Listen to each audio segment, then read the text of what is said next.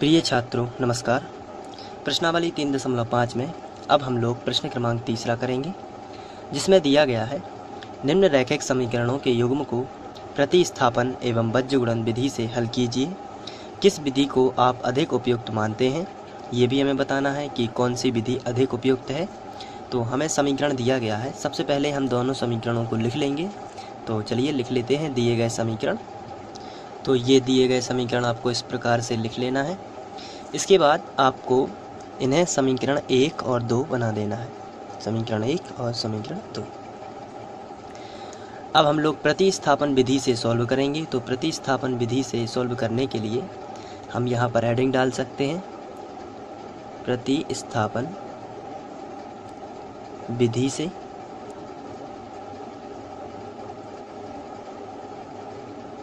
तो सबसे पहले हम प्रतिस्थापन विधि से हल करेंगे और उसके बाद हम लोग बीजगुणन विधि से सॉल्व करेंगे।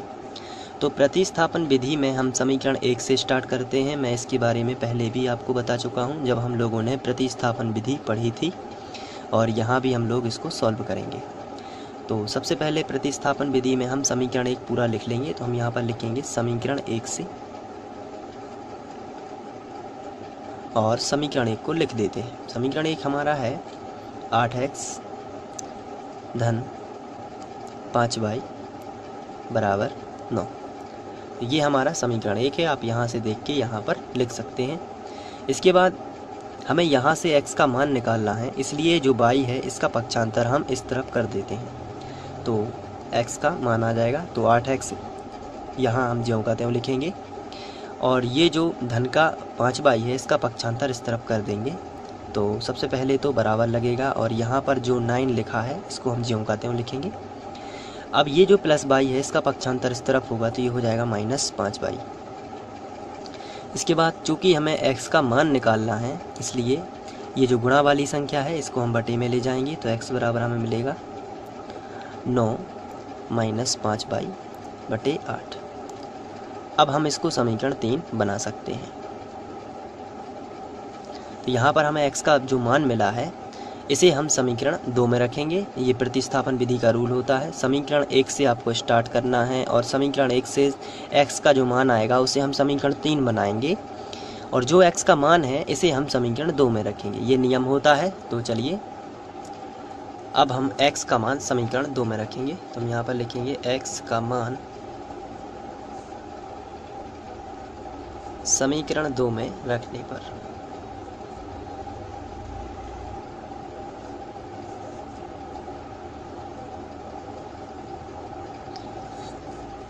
तो समीकरण 2 में रख देते हैं। समीकरण 2 हमारा है 3x + 2y बराबर 4। तो यहाँ पर हम लिखेंगे 3x + 2y बराबर 4। सबसे पहले हम इसी को लिखेंगे। अब इसके बाद हम x का मान रख देते हैं। तो पहले तो ये 3 लिखा है, तो इस 3 को ज्यों का त्यों लिखेंगे, और इसके बाद ये x लिखा है, तो x का पूरा मान है 9 - 5y बटे 8। तो हम यहाँ पर लिखेंगे 9 - 5y बटे 8।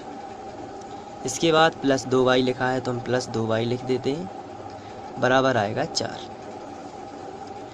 इसके बाद ये 3 से 8 कैंसिल नहीं हो रहा है, इसलिए हम डायरेक्ट गुणा करेंगे। तो सबसे पहले 3 का गुणा 9 में कर देंगे, तो 9 तिया 27 हो जाएगा, और 3 का गुणा 5 में करेंगे तो आएगा 5 तिया 15y बटे 8 ज्यों का त्यों, प्लस 2y बराबर आ जाएगा 4।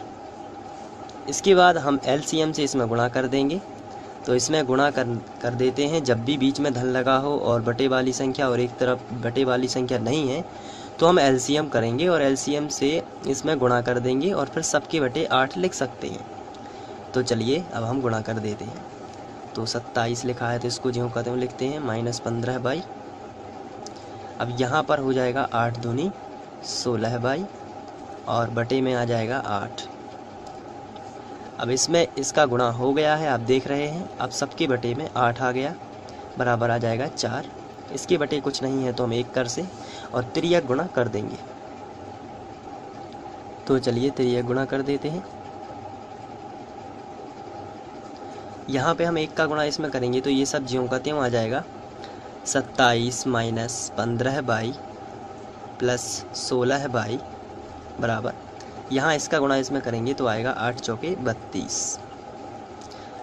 इसके बाद हम यहाँ से बाई बाई एक तरफ कर लेंगे और संख्या संख्या एक तरफ कर लेंगे। इसका मतलब ये है कि 15 बाई प्लस 16 बाई ये एक तरफ, और संख्या जो है 32 धन का 27 इस तरफ आएगा, तो माइनस का 27 इसको इस तरफ कर देते हैं।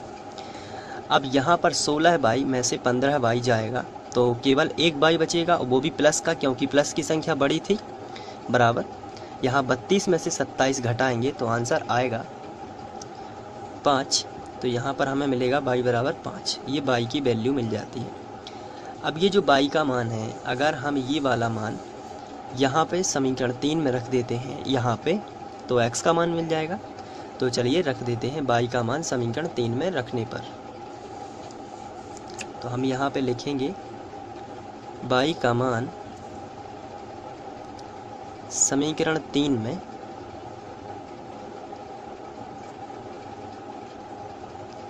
रखने पर, चलिए रख देते हैं। तो हमें मिलेगा x बराबर 9 माइनस 5 बाई, ये हम समीकरण 3 आपको दिखाने के लिए सबसे पहले लिख लेते हैं, 9 माइनस 5 बाई बटे 8। अब यहाँ पर हम बाई का मान रख देते हैं, तो 9 माइनस 5 और जो बाई का मान है वो है 5 और बटे में है 8। तो यहाँ 9 माइनस 5 25 आ जाएगा ये यहाँ पर, और बटे में बचेगा 8, ये 8 ही रहेगा। यहाँ पर यदि हम इसको और सॉल्व कर देते हैं तो 25 में से 9 जाएगा तो आएगा -16 बटे 8, तो 8 दूनी 16, तो आएगा -2। ये हमें -2 मान मिलेगा, कि ये हमें मिलेगा x का -2 मान। तो इस हिसाब से यदि हम सॉल्व करते हैं तो प्रतिस्थापन विधि से हमें x व y के मान मिल जाते हैं। x का मान हमें -2 प्राप्त हुआ है, जबकि y का मान 5। अब इसी क्वेश्चन को हमें बीजगणित विधि से भी सॉल्व करना है। तो आइए बीजगणित विधि के बारे में थोड़ा सा जान लेते हैं। इसके पहले भी हम लोग इसको पढ़ चुके हैं, लेकिन इसको करने से पहले थोड़ा इसकी सूत्र की जो चर्चा है उसको कर लेते हैं। तो बीजगणित विधि जो होती है उसको लिखने का तरीका ये होता है, x बटे बराबर y बटे बराबर 1 बटे, आपको सबसे पहले इतना करना है। उसके बाद यहाँ से शुरू करना है आपको BC ऋण BC, फिर C पर समाप्त होगा इसलिए यहाँ से शुरू होगा CA ऋण CA, फिर यहाँ पर A पर समाप्त होगा इसलिए यहाँ होगा AB ऋण AB, फिर यहाँ से 12 21 12 21 12 21, ये आपको यहाँ पर करना। ये फॉर्मूला होता है बीजगणित विधि का। तो इस तरीके से आपको बना लेना है, बहुत ही सिंपल है। तो आइए हम दिए हुए समीकरण को बीजगणित विधि से सॉल्व करते हैं। तो बीजगणित विधि में हमें जो अभी इसके पहले जो हम लोगों ने प्रतिस्थापन विधि से सॉल्व किया है उसको हम बीजगणित विधि से भी सॉल्व करेंगे। तो चलिए सबसे पहले हम उसको लिख लेते हैं। ये है 8x प्लस 5y, ये हमारे समीकरण जो हमें दिए गए थे, बराबर 9, ये पहला समीकरण दिया गया था। और दूसरा समीकरण है 3x प्लस 2y बराबर 4। तो हम इनको बीजगणित विधि से चूँकि सॉल्व करना है तो इसके पहले हमें इन दोनों की तुलना व्यापक वर्ग समीकरण से करनी होगी। और व्यापक वर्ग समीकरण होते हैं a1x plus b1y plus c1 बराबर 0 और a2x plus b2y plus c2 बराबर 0। तो आप यहाँ पर देख रहे हैं कि यहाँ भी बराबर में 0 है और यहाँ भी बराबर में 0 है, लेकिन हमारे जो समीकरण दिए हुए हैं उनके बराबर में 0 नहीं है। तो सबसे पहले तो हमें इनके बराबर में 0 बनाना पड़ेगा। तो इसके लिए हम लिखेंगे व्यवस्थित करने पर और इनका पक्षांतर करेंगे, जैसा कि हम लोग पहले भी करते थे। तो हम यहाँ पर लिखेंगे व्यवस्थित करने पर। चलिए व्यवस्थित कर लेते हैं। तो यहाँ पर हम लिखेंगे 8x प्लस 5y, ये जो प्लस का 9 है इसका पक्षांतर हम इस तरफ कर देंगे तो ये माइनस का 9 हो जाएगा और बराबर में आएगा 0। अब आप देख रहे हैं कि यहाँ पर 0 आ चुका है। इसी तरीके से ये जो प्लस का 4 है इसका भी पक्षांतर इस तरफ हो जाएगा तो आएगा 3x प्लस 2y, ये प्लस का है इस तरफ आएगा तो माइनस का 4 बराबर में 0। अब हम इसे समीकरण 1 और समीकरण 2 बना सकते हैं, क्योंकि अब ये जो है ये व्यापक वर्ग समीकरण से तुलना इसकी हो सकती है। तो अब हम लिखेंगे समीकरण 1 व 2 की तुलना व्यापक वर्ग समीकरण। इसी तरीके से समीकरण 1 व 2 की तुलना व्यापक वर्ग समीकरण व्यापक वर्ग समीकरण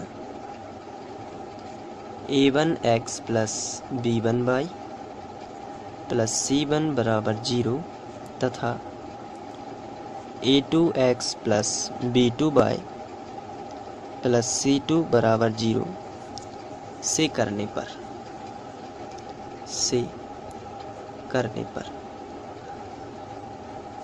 तो चलिए अब हम तुलना कर लेते हैं। तो यहाँ पर जो पहला समीकरण आपको दिख रहा है, यहाँ जो x y के मान है वो x का जो गुणांक होगा वो a1 का मान होगा, y का गुणांक जो है वो b1 का मान होगा और जो अचर राशि है वो c1 का मान है। तो a1 का मान हमें मिलेगा 8, b1 का मान मिलेगा 5 और c1 का मान मिलेगा -9।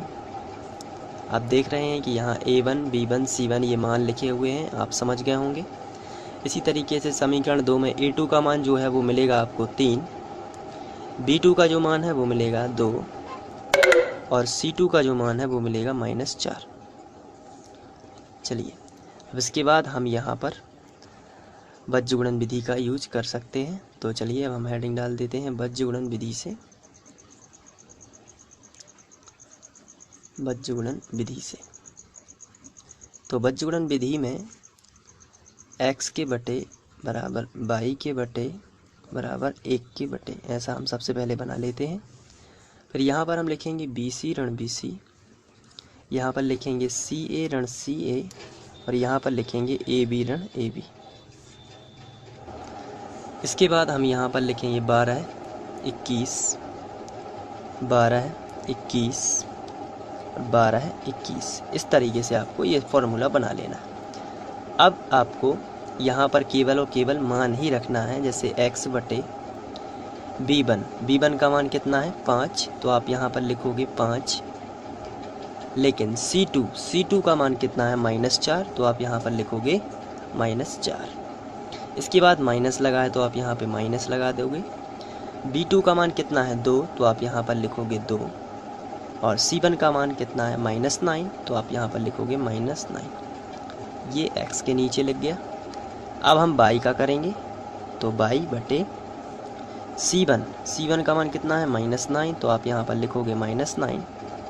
a2 का मान कितना है 3, तो आप यहाँ पर लिख दोगे 3 माइनस c2 का मान कितना है -4, तो आप यहाँ पर लिखोगे -4 और a1 का मान कितना है 8, तो आप यहाँ पर लिखोगे 8।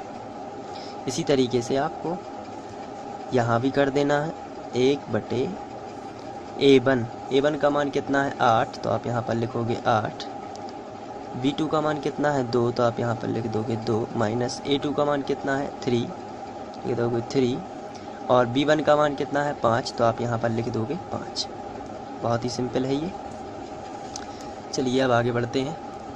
x बटे यहाँ पर हो जाएगा 5 चौके 20 लेकिन -20, यहाँ पर हो जाएगा माइनस का प्लस और 9 दूनी 18 बराबर।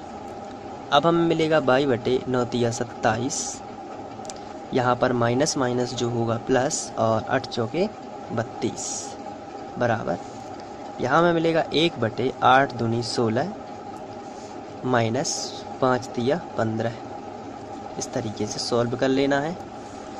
अब हम लोग आगे बढ़ते हैं और यहाँ पर हम देख रहे हैं x बटे हमें मिलेगा -20 और प्लस 18 है तो हमें -2 मिल जाएगा, क्योंकि 20 में से 18 जाएगा तो 2 ही बचेगा, लेकिन बड़ी संख्या का चिन्ह लगा देना है। यहाँ पर y बटे 32 और 27, तो यहाँ पर आप देख रहे हैं कि 5 ज़्यादा है, इसलिए आप यहाँ पर 5 लिखोगे बराबर 1 बटे 16 में से 15 जाएंगे तो 1 बचेगा। अब यहाँ पर यदि आपको x का मान निकालना है तो y को इग्नोर करना है, यानी y को छोड़ देना है, और यदि y का मान निकालना है तो x को छोड़ना है। तो आप यहाँ पर हेडिंग डालोगे x के मान के लिए और यहाँ पर y को छोड़ दोगे, तो आपको मिलेगा x बटे -2 बराबर 1/1। x का त्रिज्या गुणा करोगे तो x और -2 का 1 में होगा तो -2 ही आएगा, तो x की वैल्यू आएगी -2। इसी तरीके से आप आगे लिखोगे, यहाँ पर कर देता हूँ मैं y के मान के लिए, तो x को छोड़ दोगे, तो चलिए x को छोड़ देते हैं, तो हमें मिलेगा y बटे 5 बराबर 1/1। y एकम y ही हो जाएगा और 5 एकम 5, तो ये y की वैल्यू मिलेगी 5। तो आप देख रहे हैं कि x का मान -2 है और y का मान 5 है, जो कि हमें प्रतिस्थापन विधि में भी प्राप्त हुआ था। तो यहाँ पर हमें ज्ञात होता है कि बज्रगुणन विधि जो है वो ज़्यादा उपयुक्त है और उसका इस्तेमाल ज़्यादा होता है। तो चलिए इसके बाद हम लोग नेक्स्ट क्वेश्चन करते हैं। Thank you.